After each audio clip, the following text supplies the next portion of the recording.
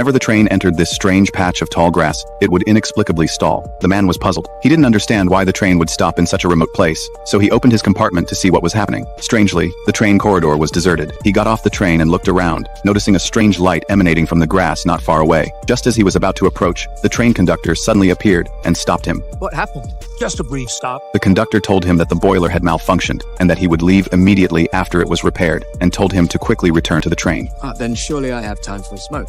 Yes.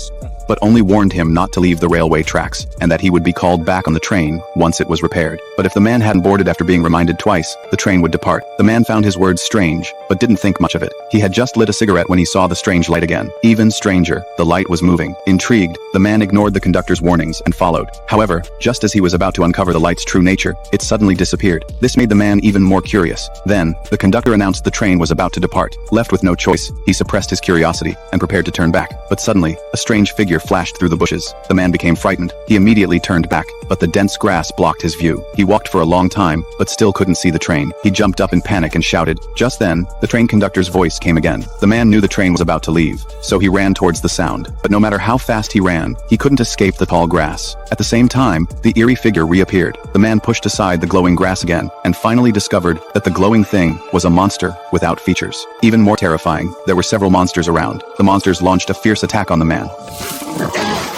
The man desperately fled, finally escaping the tall grass, but accidentally fell into a pit, losing his glasses in the process. When he found his glasses and put them back on, another monster emerged from the ground. He desperately scrambled out of the ditch, and finally saw the train's light through the gaps in the tall grass. Just as he was about to catch up with the train, a monster suddenly appeared and pounced on him. The other monsters swarmed him. Just as the man was in despair, a flash of light suddenly appeared. Get lost!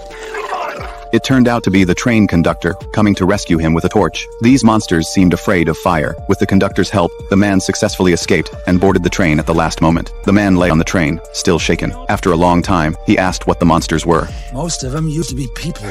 Maybe some got lost crossing the plains.